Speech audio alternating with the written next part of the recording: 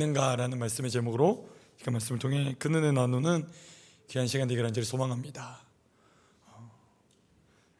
제가 어제 리더단 모임을 했는데 이렇게 물어봤어요.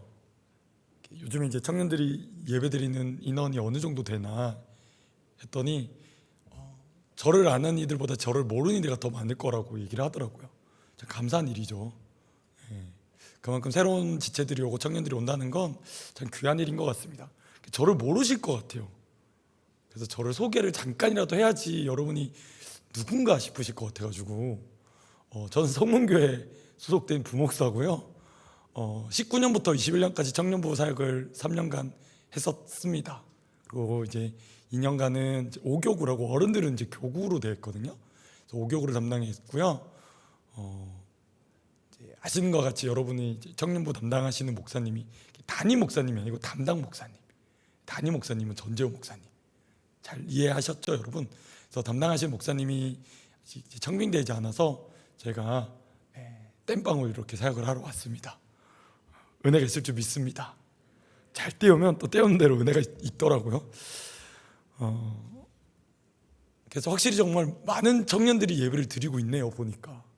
정말 많이 오셨고 추운 날씨 가운데도 나오셔서 너무 반갑고 오늘도 말씀을 통해 우리가 큰 은혜 나누는 귀한 시간 되었으면 좋겠습니다. 여러분 벌써 12월입니다. 시간 참 빠르죠? 빠르죠, 여러분? 참 빠른 것 같아요. 벌써 12월입니다. 여러분, 제가 첫 번째 질문 이렇게 뽑아봤습니다. 여러분 2023년 올 한해 만약에 나와 하나님과의 관계라는 것에 있어서 친밀함의 정도를 점수로 매겨본다면 몇 점쯤 되는가? 그러니까 잘하면 체크해 놓으세요. 나중에 소맥 마실 때 이거 가지고 다 나눌 거거든요. 다른 거 안 해요. 오늘 요게 다예요. 자, 내가 하나님과의 친밀함의 점수가 몇 점쯤 되는가? 100점 만점에 나는 몇 점 정도 되는가? 1월 달부터 지금 이제 12월에 이르기까지 점수가 조금씩 올라가고 있는가? 혹은 떨어지고 까먹고 있는가? 한번 생각해 봤으면 좋겠습니다. 나는 하나님과 여러분 친밀한 정도라고 말씀드렸습니다. 제가 여러분께 예배를 몇 번 드리느냐, 봉사를 어떤 걸 하느냐 이렇게 묻지 않았어요. 여러분이 하나님과 얼마나 친밀함을 누리고 계시느냐라고 질문을 드렸어요. 왜일까요? 여러분 신앙이 뭘까요? 어제 리더단과는 이걸 미리 다 예습을 나눴거든요. 뭐 리더들은 이제 답을 알고 계시니까 당연하게 생각될 수 있지만 각자마다의 생각들이 있을 거예요. 신앙생활이 뭐지? 저는 모태신앙입니다. 제 소개를 잠깐 하자면 저는 모태신앙으로 눈 떠보니까 부모님이 교회를 다니고 계셨어요.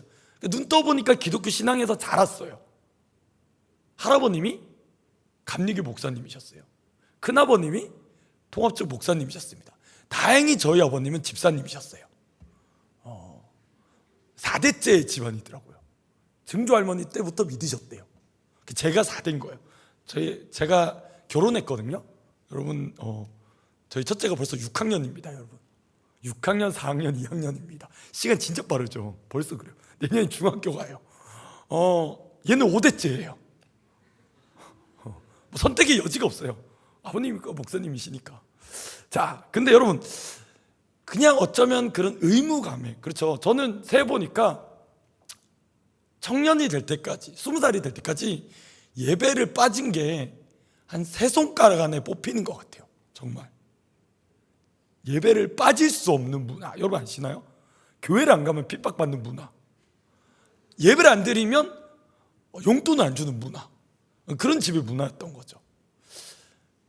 근데 그렇게 어쩌면 의무적으로, 여러분 그렇잖아요. 의무적으로 신앙생활을 해왔던 것 같아요. 한번 여쭤보고 싶어요. 여러분 신앙생활 하고 계신데 한번 손들어 펴봅시다. 여기서 모태신앙이신 분 한번 손들어 봅시다. 나는 우리 집이 기독교 문화에서 모태신앙이다. 한 70% 정도 더 되는 것 같네요. 오케이, 나는 안 못해. 우리 집 안 못해. 우리 부모님 교회 안 다니고 아직 뭐 아닌 친구들 있잖아요. 자신 있게 드세요. 여러분 부끄러운 거 아니에요. 오케이, 정말 별로 안 되세요. 여러분 한번 여쭤보겠습니다. 우리 모든 청년들 신앙생활 행복하십니까? 그래요. 억지로 대답할 필요 없어요. 힘들 수도 있죠. 저도 힘든 시간이 있었거든요. 여러분 신앙생활이 뭔가요? 오늘 말씀을 통해 우리가 좀 이 부분을 생각해 봤으면 좋겠어요. 한번 따라볼까요? 신앙생활은 관계다. 관계입니다. 관계. 여러분, 관계는 뭐냐면 혼자서 관계 맺을 수 없잖아요. 여러분, 관계라는 건 쌍방 간의 관계를 말해요. 여러분, 혼자서 해야 하는 관계가 뭐라고 얘기하죠? 세 글자로? 스토커. 혼자 가지는 관계가 스토커잖아요. 저 사람은 나한테 전혀 관심이 없는데 나만 관심이 있어. 이거는 지독한 짝사랑을 여러분 뭐라 말해요? 스토커. 자, 둘 이상의 인격적 존재가 서로 간의 마음을 나누는 행위를 관계라고 사전적으로 정의를 해요. 그럼 여러분, 신앙은 뭐라고요? 신앙은 뭐라고요, 여러분? 관계입니다. 오늘만 하더라도 좀 대답을 잘 해주세요, 여러분. 다음 주에 안 볼 수도 있어요. 잘 대답해 주세요. 신앙은 뭐다? 관계다. 그럼 누구와의 관계겠어요? 가장 중요한 게 하나님과의 관계. 오늘 우리가 읽은 이 말씀에 힌트를 주고 있어요. 1절 다시 한번 읽어볼까요? 1절 말씀 시작. 나는 참 포도나무예요. 내 아버지는 농부라. 자, 예수님이 자신을 누구라고 소개하세요? 포도나무라고 소개하세요. 그리고 하나님 아버지를 어떤 분으로 소개하고 있나요? 농부라고 소개하고 있습니다. 그러면 우리는 어떤 존재지? 또 5절도 한번 읽어봅시다. 5절 시작. 나는 포도나무요 너희는 가지라. 그가 내 안에 내가 그 안에 거하면 사람이 열매를 많이 맺나니 나를 떠나서 너희가 아무것도 할 수 없습니다. 자, 예수님이 포도나무고 우리는 뭐래요? 물론 예수님이 지금 이 얘기를 직접 듣고 있는 제자들에게 하신 말씀이지만 제자를 통해 기록된 말씀을 통해 이 말씀을 읽고 있는 우리도 포함되는 게 너희라는 존재예요. 그럼 우리는 예수님이 포도나무면 우리는 뭐래요? 가지래요. 그럼 어떤 관계인 것 같아요, 여러분? 이 관계를 비유적으로 되게 어려운 의미를, 영적인 의미를 알아들을 수 있도록 설명을 해주고 있는 거예요. 그림을 그려주고 있는 거예요. 여러분, 나무가 있어요. 가지는 어떤 거예요, 그러면? 어렵게 생각하지 마세요. 떨어질 수 있어요, 없어요? 뗄래야 뗄 수 있어요, 없어요? 있어요, 없어요? 뗄 수 있죠. 뗄 수는 있죠. 뗄 수 있지만 떨어진 가지는 어떤 거예요, 여러분? 망가진 가지? 죽은 가지. 그러니까 무슨 얘기냐면 예수님과 우리의 관계는 뗄래야 뗄 수 없는 관계다라는 거예요. 여러분, 생각해 보겠습니다.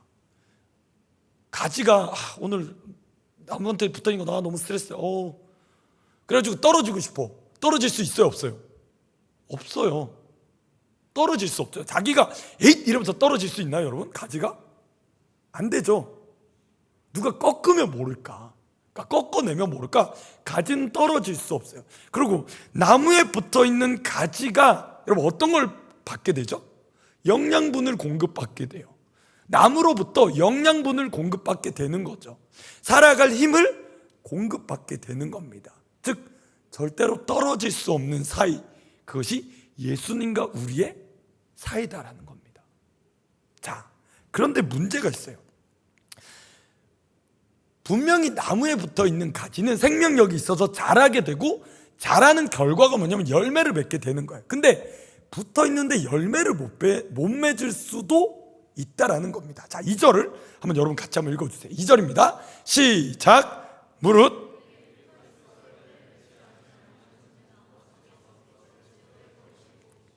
열매를 맺는 가지는 더 열매를 맺게 하려 그것을 깨끗하게 하시니라. 자, 읽어보세요. 무릇, 영어로 보니까 every라 있어요. 붙어있는 모든이라는 뜻이죠. 4개 붙어있는 그 가지들 중에 붙어는 있는데 문제는 뭐예요? 열매를, 성경을 보세요. 성경을. 열매를 맺지 아니하는 가지가 있다는 거예요. 붙어 있는데 열매를 못 맺어요. 어떤 가지가? 붙어는 있는데 열매를 못 맺는 가지가 있다는 거예요. 여러분 혹시 포도나무를 보신 적이 있습니까? 포도나무는 기회가 되시면 검색을 한번 해보시면 좋겠어요. 덩굴로 돼 있어요. 덩굴이 뭐냐면 이렇게 따라서 엮어져서 자라나는 성질을 가지고 있어요. 저는 집에 이제 전 본가가 울산이거든요. 본가 옥상이 주택이어가지고 집에 옥상이 따로 있었어요. 그 집 옥상에 저희 아버지가 어릴 때 보일러 물통 있죠, 여러분. 그거를 잘라가지고 거기 흙을 담았어요. 그래가지고 거기서 포도나무를 기른 적이 있거든요. 집 옥상에서. 정말 포도나무를 길러봤습니다. 포도나무가 어떻게 되냐면 이렇게 철사망 같은 게 타고 올라가서 자라게 되어 있어요. 여러분 보세요. 열매를 맺지 못하는 가지예요. 붙어는 있는데 열매를 못 봐. 그러면 어떤 가지일까요? 제대로 공급이 안 되는 거죠. 제대로 햇볕을 못 보는 거예요. 자, 여기서 이 한글로 되어 있는 아버지께서 그것을 제거해 버리고 라고 되어 있는 이 원문, 헬라어라고 되어 있죠. 헬라어의 원문을 보면 아이로라는 단어로 되어 있어요. 근데 이게 원래 원문이 가진 의미를 한글로 번역할 때, 그러니까 이 단어를 한글로 번역했을 거 아니에요. 번역할 때 조금 해석이 아쉬움이 있어요. 왜냐하면 이 아이로라는 단어에 다른 많은 주된 뜻이 있는데 그 뜻보다는 조금 옆에 있는 부차적인 뜻을 여기다 썼거든요. 마치 하나님이 이렇게 느껴지는 거예요. 농부신데, 자, 붙어 있는데 열매 못 맺는데, 에이, 바로 잘라버리자. 되게 매정하신 분, 되게 매몰차신 분, 야, 너네 열매 못 맺네? 이 죽어라. 이렇게 하시는 것 같은 분, 이렇게 해석이 되잖아요. 여러분, 그렇지 않아요? 붙어 있는데 열매를 맺지 않는 가지는 아버지께서 그것을 제거해 버린다고 하니까. 근데 그 의미가 아닌 거예요. 바로 제거해보다 치워버리라는 뜻이 아니라 아이로라는 뜻의 첫 번째 중요한 뜻은 한번 따라해볼까요? 들어 올리다. 무슨 뜻이요? 자, 여러분, 무슨 뜻이요? 들어 올리다라는 뜻이 있어요. 영어로 보면 lift up이라는 뜻이 있어요. lift up이 뭐예요? 들어서 진짜 업 올려주는 거예요. 그러니까 포도는 덩굴이라 되어 있어요. 근데 만약에 이 덩굴이 잘 못하고 땅에 처박혀 있단 말이에요. 꺾여서 땅에 처박혀 있어요. 그러면 농부이신 하나님이 오셔서 어떻게 한다는 거예요? 야, 가망성 없는 것, 이런 영양분만 모질한 것, 이러면서 치워버리시는 게 아니라 어떻게 하신다? 들어 올려서 회복시키신다라는 거예요. 온전하게 하신다라는 겁니다. 빛을 보게 하고 자라서 열매를 맺게 하는 게 농부, 하나님 아버지의 마음이시다라는 거예요. 여러분, 여쭤보겠습니다. 여러분, 그렇다면 농부가 가지를 살리기 위해서 들어 올리는 작업은 옳은 것입니까? 대답해 보세요. 옳은 거예요? 대답해 보세요. 좀 대답을 해보자고, 얘들아. 자, 다시.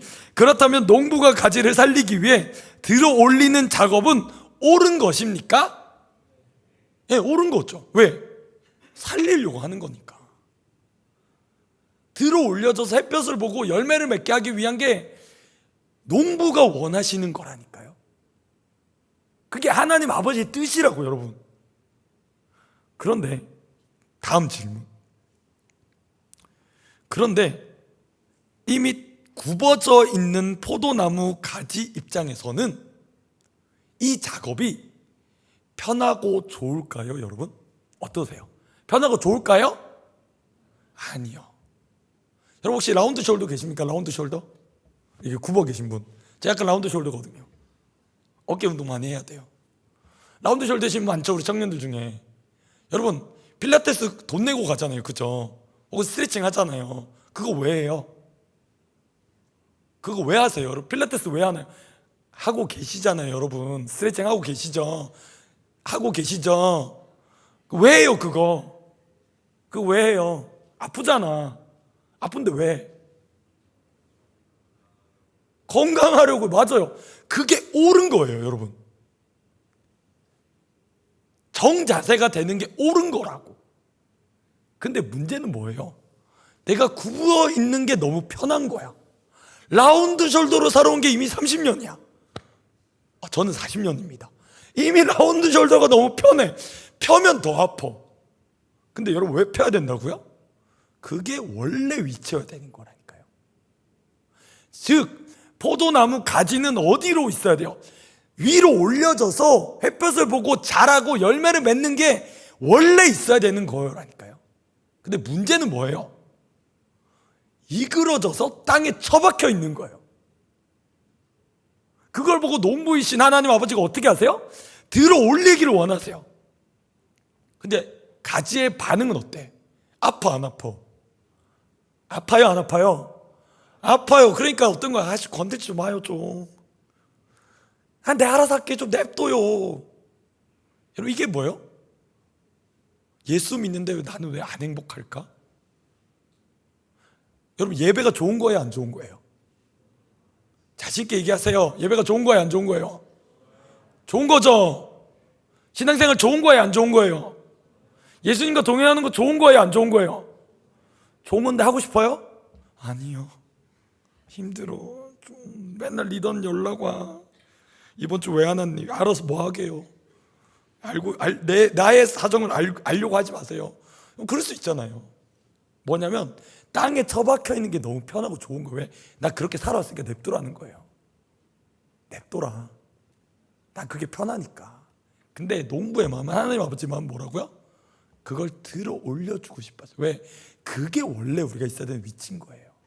왜? 그래야지 열매를 맺으니까. 리더들이 여러분 연락하는 게 여러분 좋아서 연락하는 게 아니에요. 아니에요. 사랑하니까 연락하는 걸 거예요. 그렇게 생각해 주세요. 목사님이 여러분께 연락하는 게 아마 그런 이유일 겁니다. 사랑하니까. 여러분이 그렇게 있으면 안 되니까. 근데 그걸 따라가야 되는 것도 머리로는 알겠어. 그래, 예배생활 잘해야 되는 거, 셀모임 잘해야 되는 거, 신앙생활 뭐 말씀, 큐티, 기도, 찬양 뭐 기타 등등 여러 가지들 잘해야 되는 건 알겠어. 알긴 알겠는데 따라가고 싶지 않은 거지. 왜? 힘드니까. 그렇게 안 했으니까. 그렇게 안 살아왔으니까. 그게 힘든 거예요. 근데 여러분 결정하세요. 농부는 우리를 바른 길로 인도합니다. 할렐루야. 농부신 하나님은 반드시 우리를 좋은 길로 인도하십니다. 그게 맞는 길이에요 여러분. 그러면 여러분 따라가야 돼요 안 따라가야 돼요? 따라가야 돼요 안 따라가야 돼요? 따라가야죠. 아파도 어떻게 해요? 따라가야죠. 힘들어도 어때요? 따라가야죠. 왜? 그게 맞는 거니까. 그게 옳은 길이니까. 그게 바른 길이니까. 그게 신앙의 훈련이 필요한 거예요. 자, 이제 열매를 맺는까지 들어 올려졌어요?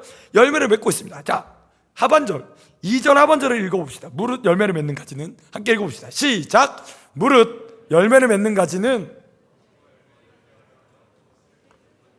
자, 여기서 깨끗하게 하는 이라는 단어는 가사이로라는 단어인데요, 이런 뜻이 있어요.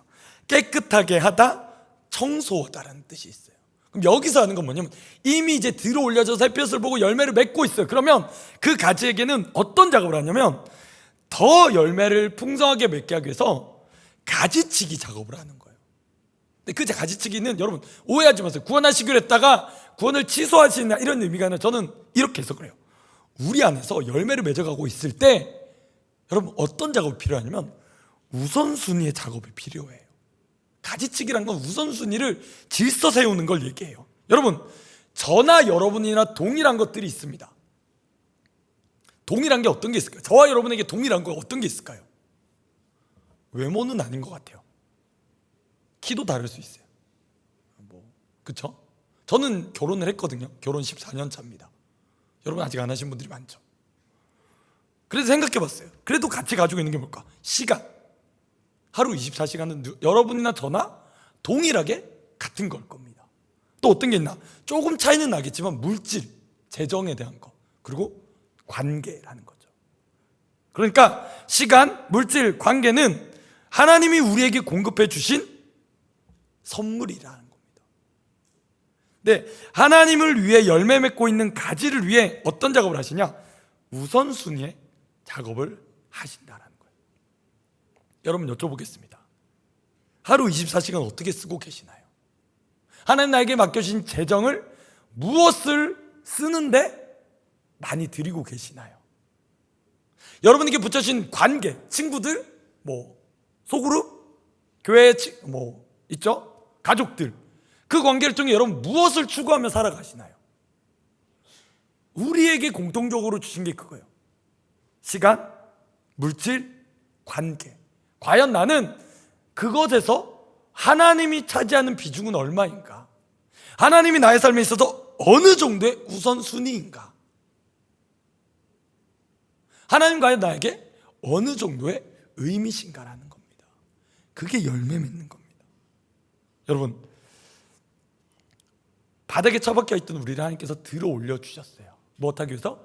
열매 맺기 위해서. 자, 열매를 맺기 위해서 이제 빛을 보며 자라나면 열매를 맺기 시작합니다. 그런 우리에게 하나님이 요구하시는 게 있어요.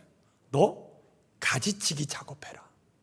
여러분, 왜 가지치냐면 열매 말고 다른 영양분이 가는 것을 뭐에게 주기 위해서요? 열매에게 몰아주기 위해서 가지들을 쳐내는 거예요.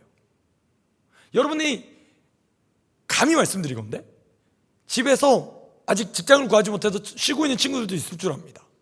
아직 직업을 구하고 있는 친구들이 많이 있을 줄 알아요. 근데 그 친구들도 결코 삶이 한가롭지는 않아요. 여러분 중에 분주하지 않은 청년들은 아무도 다 분주하게 살 겁니다. 바쁘니 물어보면 여러분 다 뭐라 말할 거예요? 네, 바빠요, 분주해요, 시간 없어요 라고 말할 겁니다.